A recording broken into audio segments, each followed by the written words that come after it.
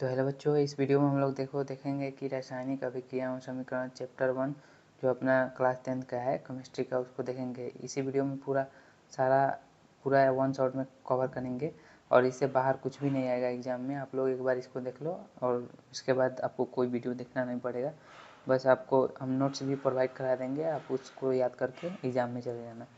तो देखो क्या है इस चैप्टर में क्या हम लोग को पढ़ना है। इस चैप्टर में हम लोग को पढ़ना है अपने दैनिक जीवन के निम्नलिखित परिस्थितियों के बारे में ध्यान देना है। वहीं जैसे कि गर्मी में कमरे का ताप या दूध को खुला छोड़ दिया जाता है तो मतलब कि उसका कोई और परिवर्तन हो जाता है, मतलब रासायनिक केमिकल रिएक्शन होता है उसमें। हमारे शरीर का भोजन भी पचता है तो उसमें भी केमिकल रिएक्शन के थ्रू ही होता है। वो कौन सा रिएक्शन होता है वो सब पढ़ेंगे। अंगूर का किण्वन हो जाना, इन सारी परिस्थितियों में प्रारंभिक वस्तुओं को प्राकृतिक तथा पहचान कुछ न कुछ बदल जाती है। और पिछले कक्षाओं में हम लोग भौतिक तथा रासायनिक चेंजों के बारे में भी पढ़े हैं, जो कि 9th क्लास था उसमें आप लोग पढ़े होंगे। जब रासायनिक परिवर्तन होता है तो उसमें रासायनिक अभिक्रिया कहते हैं। जब रासायनिक परिवर्तन होता है, जो भी परिवर्तन उसमें रासायनिक होता है तो उसको रासायनिक अभिक्रिया कहते हैं। अब यहाँ पर देखेंगे कि वो अपना रिएक्शन कितने प्रकार का होता है, यानी अभिक्रिया कितने प्रकार का होता है। एक रासायनिक अभिक्रिया होता है केमिकल रिएक्शन, एंड एक भौतिक अभिक्रिया मतलब फिजिकल रिएक्शन। देखो रासायनिक अभिक्रिया में क्या होता है, इसमें क्या होता है कि उसका संगठन हो जाता है, कंपोजिशन हो जाता है। और इसमें क्या होता है भौतिक अभिक्रिया में कि इसमें क्या होता है पदार्थ एक रूप अथवा अवस्था को बदलती है, लेकिन उसका रासायनिक संगठन ज्यों का त्यों रहता है। इसमें उसका रासायनिक जो संगठन रहता है वो ज्यों का त्यों रहता है, लेकिन इसका चेंज हो जाता है। देखो तो इसमें जैसे कि बर्फ़ है, बर्फ़ को पिघलाओगे तो एक अवस्था से दूसरे अवस्था में चेंज हो जाएगा, लेकिन उसका केमिकल प्रॉपर्टीज वहीं रहेगा। तो वही बात है। और इसमें जैसे कि एग्जांपल इसमें ले लेते हैं कि कोई केमिकल को, जैसे कि कोई केमिकल को रिएक्शन कराए तो वो केमिकल रिएक्ट होकर कुछ और बना देता है। जैसे कि लोहे का जंग लग जाता है, इसमें लोहे का जंग लगना, तो वो लोहे का जब जंग लगता है तो वो आयरन को ऑक्सीजन के उपस्थिति में जाता है तो क्या होता है वो फेरिक ऑक्साइड बनाता है Fe2O3, तो टोटली चेंज हो जाता है।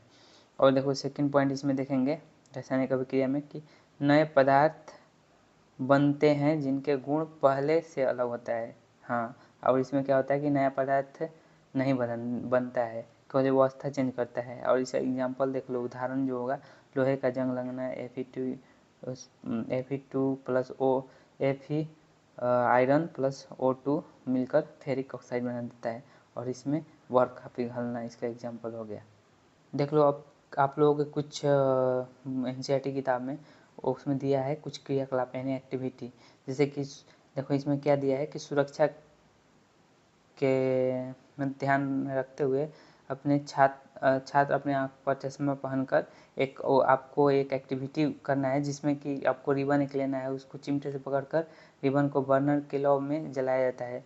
जलने पर मैग्नीशियम तेज सफ़ेद और रोशनी के साथ मैग्नीशियम ऑक्साइड MgO बनता है, और बने हुए MgO को वाच ग्लास में इकट्ठा किया जाता है, और यह एक रासायनिक अभिक्रिया है। Mg को ऑक्सीजन के उपस्थिति में उसको जलाया जाता है तो MgO बनता है। जैसे कि आप फिगर में देख लो, यहाँ पर देखो ये अपना ये बर्नर हुआ, और इसमें देखो ये रिबन हुआ मैग्नीशियम रिबन, और उसको चिमटा से पकड़ लिया जाता है क्योंकि आपका कोई नुकसान ना हो, और आपको वो ग्लास भी पहन लेना है। और उसके बाद देखो ये अपना ये है मैग्नीशियम ऑक्साइड का ये जो यहाँ से जल कर आ रहा है तो उसको हम लोग इकट्ठा कर रहे हैं, तो यही है। तो ये क्या कौन सा रिएक्शन हो रहा है, ये रासायनिक अभिक्रिया हो रहा है, समझे ना, केमिकल रिएक्शन। तो देखो यहाँ पर लिखा हुआ है मैग्नीशियम रिबन का वायु को दहन कर मैग्नीशियम ऑक्साइड को वाच ग्लास में इकट्ठा करना। अब देखो सेकंड क्रियाकलाप देख लेते हैं यानी एक्टिविटी। एक प्रणाली में लेड नाइट्राइड, लेड शीशा को बोलते हैं, को घोल लेना है उसमें, और उसमें पोटेशियम आयोडाइड को घोल मिला है। अब ऑब्जर्व करेंगे कि दोनों घोल मिलते ही पीला ठोस पदार्थ बन जाता है। जैसे कि ये क्या हुआ Pb लेड NO3 2 एक्वस ये होता है। एक्वस मतलब क्या होता है, एक्वस मतलब कि लिक्विड टाइप का। एंड ये पोटेशियम आयोडाइड को भी उसमें मिलाए तो ये बन गया, क्या बन गया, लेड आयोडाइड, ये सॉलिड बन गया, एंड एक्वस बन गया। पोटेशियम नाइट्रेट ये क्या हुआ, एक्वस एंड ये सॉलिड हो गया। यह एक दोहरा विस्थापन अभिक्रिया है, डबल डिस्प्लेसमेंट रिएक्शन। ये हम लोग पढ़ेंगे, बहुत जल्द ही पढ़ेंगे। डबल डिस्प्लेसमेंट रिएक्शन क्या होता है, बहुत सारे रिएक्शन होता है। तो देखो अब तो 1.3 जो अपने थर्ड क्रियाकलाप था उसको देख लेते हैं कि एक संघकार या परखनली बोल सकते हैं जिसमें जिंक के दाने डाले, इसमें तनु मतलब कि हाइड्रोक्लोराइड अम्ल HCl को तनु बोल सकते हैं, उसको हाइड्रोक्लोराइड अम्ल को HCl को उसमें डाले। देन उसके बाद जिंक के दोनों के पास बुलबुले बनते हैं, ये हाइड्रोजन गैस है। तो जिंक के पास जो बुलबुले बनते हैं उसको क्या है, हाइड्रोजन गैस का बुलबुले बनते हैं। फ्लास्क या परखनली को छूने पर महसूस होती है, क्या होती है, गर्मी महसूस होती है। देखो जिंक को जब HCl में डालेंगे, हम इसमें मिक्स करेंगे तो ZnCl बनता है, जिंक क्लोराइड एंड H2O। तो H2O ये क्या है, ये हाइड्रोजन है। ये हाइड्रोजन ऊपर साइड मतलब दे रहा है, मतलब ये उसमें से बाहर आ रहा है उड़ के। हाँ तो बच्चों देखो अब आ गए अपने मेन टॉपिक पर। देखो रासायनिक अभिक्रिया का परिभाषा क्या होता है।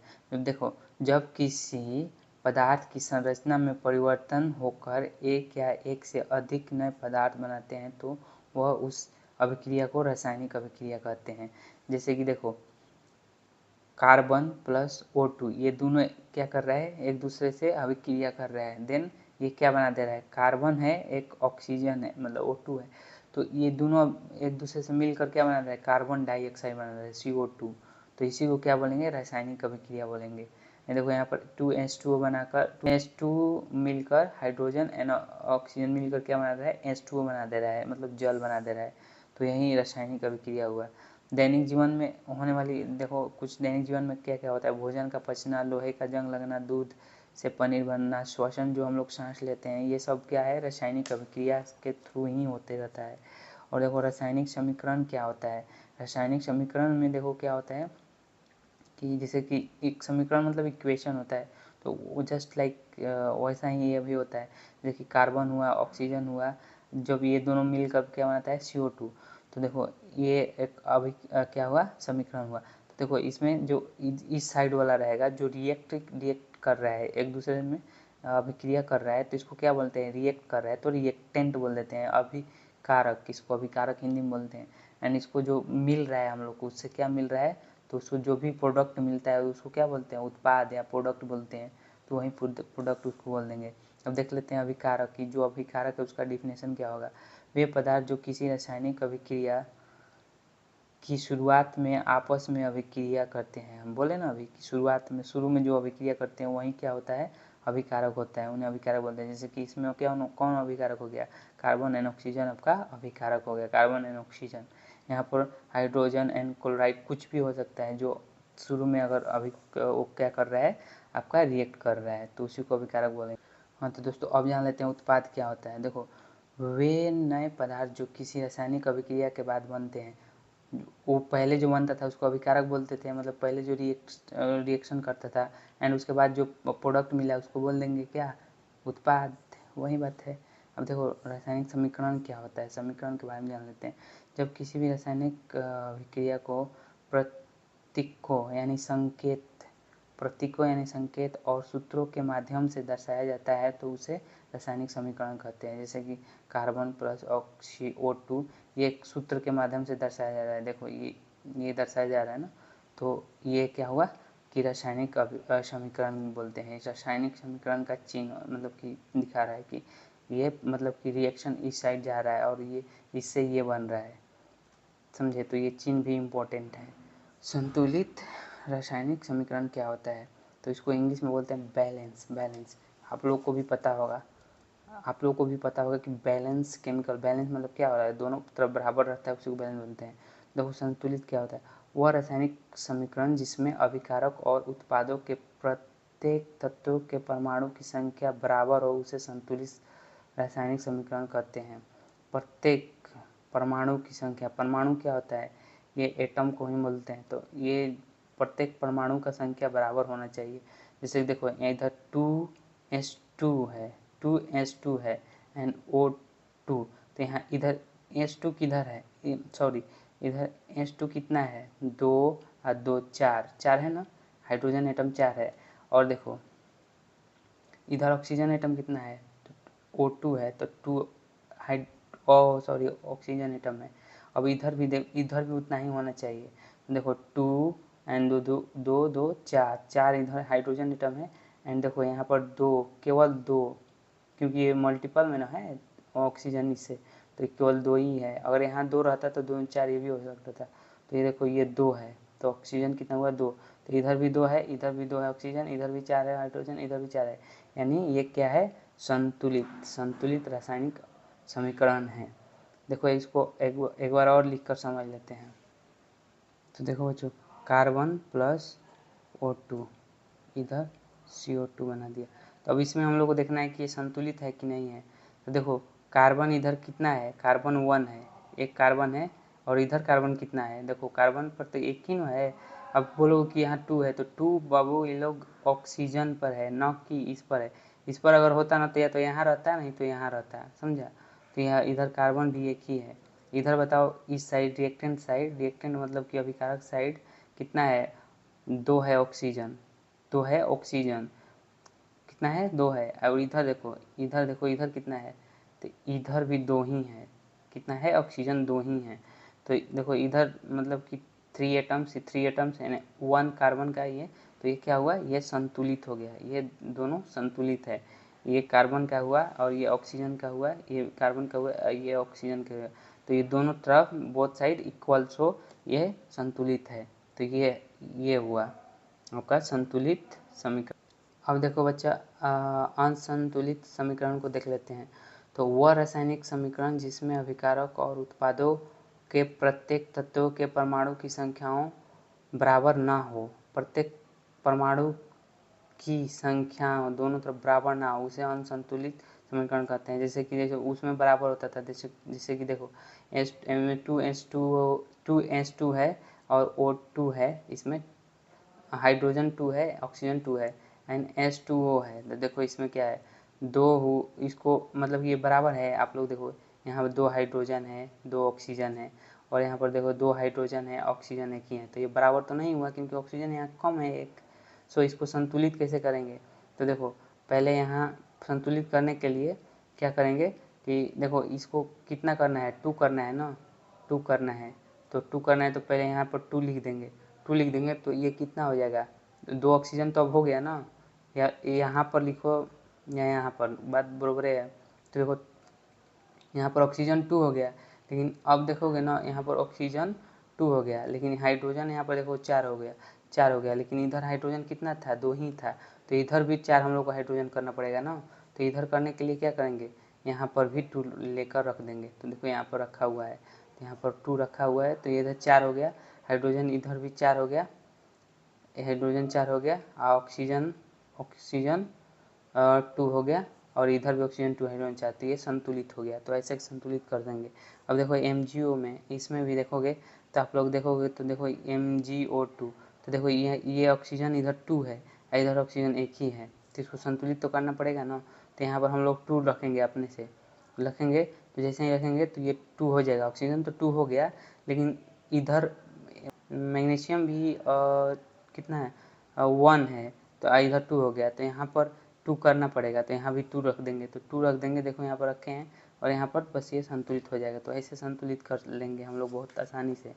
अब देखो आगे देखते हैं, ऊष्माक्षेपी अभिक्रिया क्या होता है। ऊष्माक्षेपी वह रासायनिक अभिक्रिया जिसमें ऊष्मा यानी गर्मी का उत्सर्जन होता है, उसे ऊष्माक्षेपी अभिक्रिया कहते हैं। उत्सर्जन मतलब क्या है, उसमें से हीट निकल रहा है, तो उसी को बोलते हैं ऊष्मा क्षेपी। देखो जैसे कार्बन को ऑक्सीजन के उपस्थिति में रखेंगे, कार्बन को ऑक्सीजन के साथ रिएक्शन कराएंगे तो क्या होगा, CO2 बनेगा, कार्बन डाइऑक्साइड, प्लस में उसमें ऊष्मा भी निकलता है। क्या निकलता है, ऊष्मा।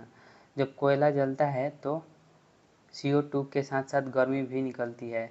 मान लो कि कोयला जलता है या फिर कुछ पदार्थ जला रहे हो, तो उसमें CO2 बनता है ना, CO2 के साथ गर्मी भी निकलता है, तो वही बात है। तो ऊष्माक्षेपी अभिक्रिया उसी बोलेंगे जब उसमें से कुछ गर्मी का उत्सर्जन हो, तो इसको आप ध्यान में रखना।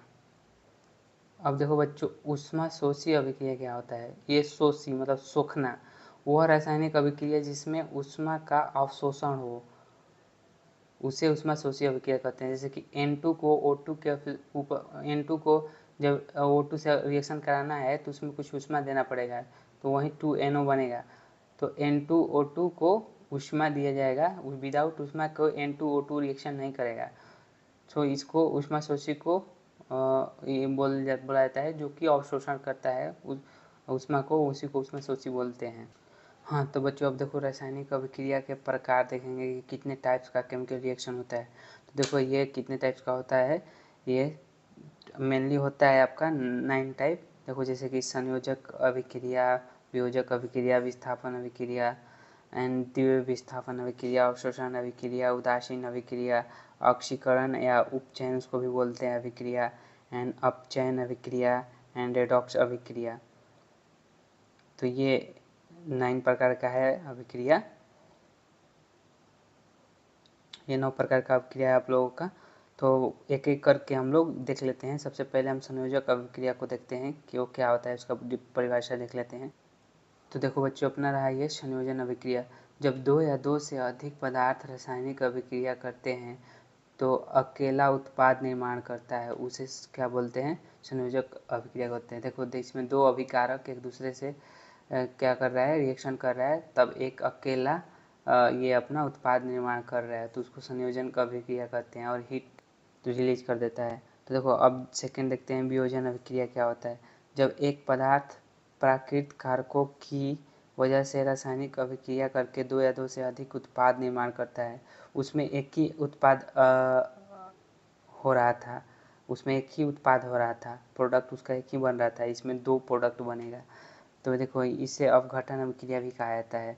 जैसे कि देखो ये टूट कर बनेगा, ये Fe2Fe SO4, ये जब इसको हीट करेंगे, ये हीट का साइन है, तो क्या बन जाएगा Fe2O3 and SO2 and SO3। ये मतलब या तो दो उत्पाद में टूटेगा या 3 अनुपात में उत्पाद में टूटेगा ये, और वे 2 मिलकर एक प्रोडक्ट बनाता था, और ये जो प्रोडक्ट है उसको तोड़कर हम लोग ये बना रहे हैं उत्पाद, समझे। तो ये मतलब ये टूट कर बन रहा है, तो ये वियोजन हुआ, वो संयोज मतलब संयुक्त कर रहा था, जुड़ रहा था, ये तोड़ रहा है। इसका यही ध्यान में आप लोगों को रखना है। तो बच्चों देखो वियोजन का कुछ प्रकार भी होता है, जैसे कि ऊष्मीय वियोजन अभिक्रिया, प्रकाश वियोजन अभिक्रिया एंड ये अपना विद्युत वियोजन अभिक्रिया। तो इसको क्या क्या है ये समझ लेते हैं। देखो ऊष्मीय मतलब क्या है, उसमें आप लोगों को ध्यान रखना है कि ऊष्मा के बारे में कुछ बात किया गया होगा। जैसे कि यौगिक ऊष्मा द्वारा 2 या 2 से अधिक सरल पदार्थों में विघटित होता है, ये ऊष्मा द्वारा 2 पदार्थ में विघटित होगा। और प्रकाश वियोजन में ये प्रकाश के सनलाइट की वजह से, सूर्य के प्रकाश की वजह से 2 भाग में विघटित होगा। और देखो ये जो अपना विद्युत वियोजन अभिक्रिया है, ये किसके वजह से विघटित होगा, ये विद्युत मतलब इलेक्ट्रिसिटी के वजह से ये ये होगा। तो देखो ये क्या होगा कि विघटित होगा। तो यही बात है, आप लोग इसको पढ़ लेना। यौगिक सूर्य के प्रकाश के द्वारा अधिक सरल पदार्थ में विघटित होता है, ये यौगिक अधिक सरल पदार्थ में विघटित होता है विद्युत के द्वारा। तो यही बात हुआ। इसका देख लो, ये आप लोग एग्जाम में लिख देना, किसको, कैल्शियम कार्बोनेट जब उसमें आपको उपस्थिति में इसको तोड़ेंगे तो क्या होगा, कैल्शियम ऑक्साइड एंड CO2 बन जाता है। और ये देखो AgCl को AgCl2 हो जाता है, और NaCl को Na और Cl हो जाता है। ये बात आप लोगों को ध्यान में रखना होगा। तो हाँ दोस्तों अब नेक्स्ट देख लेते हैं विस्थापन अभिक्रिया क्या होता है, ये 3rd नंबर का है जो। तो देखो जब कोई अधिक क्रियाशील तत्व किसी यौगिक में कम क्रियाशील तत्वों से विस्थापित करके उसके जगह ले लेता है तो उसे विस्थापन अभिक्रिया कहते हैं। उदाहरण देखो Pb एंड कॉपर क्लोराइड है, जो ये क्या कर रहा है ना, Pb ये क्रियाशील अगर ज़्यादा है, कम है, तो उसको ना उसको विस्थापित कर दे रहा है। जैसे देखो यहाँ पर Cl के साथ कॉपर के साथ Cu के साथ क्या है, Cl2 है, तो यहाँ देखो ये क्या कर रहा है कि Cl2 कॉपर को इसको हटा दे रहा है, Pb आकर इसको हटा दे रहा है और इसके साथ रिएक्शन बना दे रहा है। तो यही विस्थापन अभिक्रिया इसको बोलते हैं। अब देखो कुछ क्रियाशील पदार्थ को भी हम लोग को देखना होगा, तो उसको हम लोग देख लेते हैं। तो हाँ बच्चों देखो ये रहा आप लोगों का क्रियाशील धातु। देखो सबसे ज़्यादा किसका होता है, पोटेशियम का, उसके बाद सोडियम का, कैल्शियम का, मैग्नीशियम का, एल्युमिनियम का, जिंक का, देन आयरन का, एंड सीसा का, एंड देखो हाइड्रोजन का। तो देखो हाइड्रोजन से ऊपर है ना जो वो ज़्यादा क्रियाशील है, उसके नीचे वाला जो है कॉपर, मरकरी, चांदी, सोना, ये सब क्या है ना कि सबसे कम क्रियाशील है। देखो सबसे कम क्रियाशील सोना है, क्योंकि ये सबसे महंगा आता है, तो ये बहुत ज़्यादा मान लो कि कम मिलता है, तो उसी को कम कम मतलब क्रियाशील, तो ऐसे याद रख सकते हो आप लोग। तो देखो आपको इसको याद कर लेना है, मतलब कि जो सबसे ऊपर है जो सबसे ज़्यादा क्रियाशील है, सबसे नीचे है जो वो कम क्रियाशील है, ऐसा कुछ करके है। तो देखो यहाँ पर ये वाला एग्जाम्पल हम लोग वहाँ पर समझ रहे थे। तो देखो इसमें क्या था कि ये पीबी है, पीबी क्या है, पीबी देखो इसमें पीबी देखेंगे कौन सा है ये, तो पीबी है, तो और उसके बाद कॉपर है, कॉपर से ज़्यादा है ना पीबी क्रियाशील, तो ये क्या करेगा ना कि इसको लात मार कर यहाँ से हटा देगा, एंड खुद ही यहाँ पर Cl के साथ लग जाएगा और ये कॉपर अलग हो जाएगा। तो ऐसे ये क्रियाशील ये विस्थापित कर दे रहा है इसको, तो ये विस्थापन अभिक्रिया हुआ, तो इसको याद रखना है आप लोगों को। तो देखो ये विस्थापन अभिक्रिया का देख लिए, अब द्वितीय विस्थापन देखते हैं। देखो जब दो यौगिक आपस में अभिक्रिया करते हैं और उनके आयन आपस में स्थान बदल लेते हैं, तो जिसमें दो नए यौगिक बनते हैं उसे द्वितीय विस्थापन अभिक्रिया कहते हैं। जैसे कि देखो इसमें भी वैसा ही है, दो आयन क्या करेंगे आपस में ही चेंज कर लेंगे, जैसे Ag है और Ba है NO3, ये आयन है NO3 NCl2, तो क्या करेगा ना कि Ag आकर लग जाएगा Cl2 के साथ और Ba लग जाएगा NO3 के साथ, तो इसी को क्या बोलेंगे कि ये चेंज कर लेता है, एक्सचेंज कर लेता है दोनों आपस में, तो उसी को द्वितीय विस्थापन बोलेंगे। अब देखो नेक्स्ट देखते हैं अवशोषण अभिक्रिया। अवशोषण मतलब आप लोग पता है अवशोषित करना है, मतलब कि सोखना, अवशोषित करना, तो वही बात है। जिस अभिक्रिया में किसी भी रंग या रंगहीन अवक्षेप का निर्माण होता है जो उस यौगिक में अविलेय होता है, उसे अवशोषण अभिक्रिया कहते हैं। जैसे कि NaCl AgNO3 है, इसमें क्या होता है AgCl बनता है और वाइट प्रेसिपिटेट हो जाता है और NaNO3 हो जाता है, सोडियम नाइट्रेट, तो क्या होता है वाइट प्रेसिपिटेट हो जाता है, वहीं अवशोषित हो जाता है, तो यही अवशोषण अभिक्रिया है अपना। अब देखो अपना उदासीनीकरण अभिक्रिया को देख लेते हैं, ये कौन सा नंबर है, ये अपना है 6। देखो अम्ल उसको एसिड भी बोलते हैं और क्षार बेस उसको इंग्लिश में बोलते हैं, के बीच रासायनिक अभिक्रिया होती है जिसमें लवण तथा जल प्राप्त होते हैं, उससे उदासीन। इसमें क्या होता है कि अम्ल और क्षार के बीच में अभिक्रिया होगा और उसमें क्या प्राप्त होगा, लवण तथा जल। देखो जैसे कि HCl ये क्या हुआ, अम्ल हुआ, एंड NaOH ये क्षार हुआ, बेस हुआ, तो इसको अभिक्रिया हुआ तो क्या बना, ये सॉल्ट बना, सॉल्ट मतलब लवण, और ये जल मिल गया अपना, यही उदासीन अभिक्रिया है, बस इसको लिख देना है। और देखो ऑक्सीकरण एंड उपचयन अभिक्रिया क्या होता है, यह अभिक्रिया जिसमें किसी पदार्थ में ऑक्सीजन जुड़ता है, जो पदार्थ कोई हुआ उसमें ऑक्सीजन को ऐड कराएं तो क्या बनेगा, वो ऑक्सीकरण या उपचयन को बोलेंगे। या फिर ये भी बोल सकते हो उसमें से हाइड्रोजन कम करें, या तो ऑक्सीजन को ऐड करो या हाइड्रोजन को माइनस कर दो, उसमें से निकाल दो, तो क्या बन जाएगा, ऑक्सीकरण या उपचयन अभिक्रिया उसको बोलेंगे। तो आप लोग इसको ध्यान में रखना। जैसे कि देखो ये में कॉपर में हम लोग O2 को ऐड कर रहे हैं तो क्या बन रहा है, CuO हो रहा है, तो ये क्या हुआ, ऑक्सीकरण। तो देखो ये भी अभिक्रिया हो गया अपना। अब आगे देखते हैं अपचयन अभिक्रिया। अपचयन क्या है, वो अभिक्रिया जिसमें पदार्थ में ऑक्सीजन घटता है, उसका अपोजिट है, इसमें ऑक्सीजन घटेगा एंड हाइड्रोजन जोड़ा जाता है, जैसे कि कॉपर O हुआ है ना, उसमें H2 का हो रहा है, जोड़ रहा है, तो क्या हो रहा है, H2 बन जा रहा है, ये हुआ क्या, अपचयन अभिक्रिया अपना हो गया। अब देखो सबसे मोस्ट इम्पोर्टेंट रिएक्शन जो होता है अपना रेडॉक्स अभिक्रिया उसको बोलते हैं। देखो दो या दो पदार्थों के बीच इलेक्ट्रॉन के आदान प्रदान की वह रासायनिक अभिक्रिया, आदान प्रदान मतलब कि लेन देन, जहाँ एक पदार्थ एक ऑक्सीकरण होता है और दूसरे पदार्थ अपचयन होता है, उसे रेडॉक्स अभिक्रिया करते हैं। एक क्या होगा कि अपचयन होगा, एक उपचयन होगा। ऑक्सीकरण होगा, तो उसी को क्या बोलेंगे, रेडॉक्स अभिक्रिया बोलेंगे। जैसे देखो CuO H2O, तो इसमें देखो क्या हो रहा है कि Cu कॉपर का क्या ऑक्सीजन का क्या हो रहा है, ये मतलब वो हो रहा है, ऑक्सीजन इसमें से कम हो रहा है Cu, और इसमें देखो हाइड्रोजन जुड़ रहा है, तो यही हुआ। और देखो नेक्स्ट देखते हैं संक्षारण क्या होता है। संक्षारण क्या होता है, इसको देखो, वह प्रक्रिया जिसमें धातु, हवा, नमी, जल या रासायनिक पदार्थों के संपर्क में आकर धीरे धीरे नष्ट होने लगता है, मतलब कि उसमें क्या होता है, जंग लगने लगता है, उसी को संक्षारण या धातु अपरदन कहलाता है। वह एक रासायनिक क्रिया है जिसमें ऑक्साइड, हाइड्रोक्साइड, कार्बोनेट आदि जैसे यौगिक में परिवर्तन होता है, समझे। तो इसको भी आप लोग मोस्ट इम्पोर्टेंट है, याद कर लेना। और देखो ये अपना अंतिम टॉपिक है जो विकृगंधिता क्या होता है।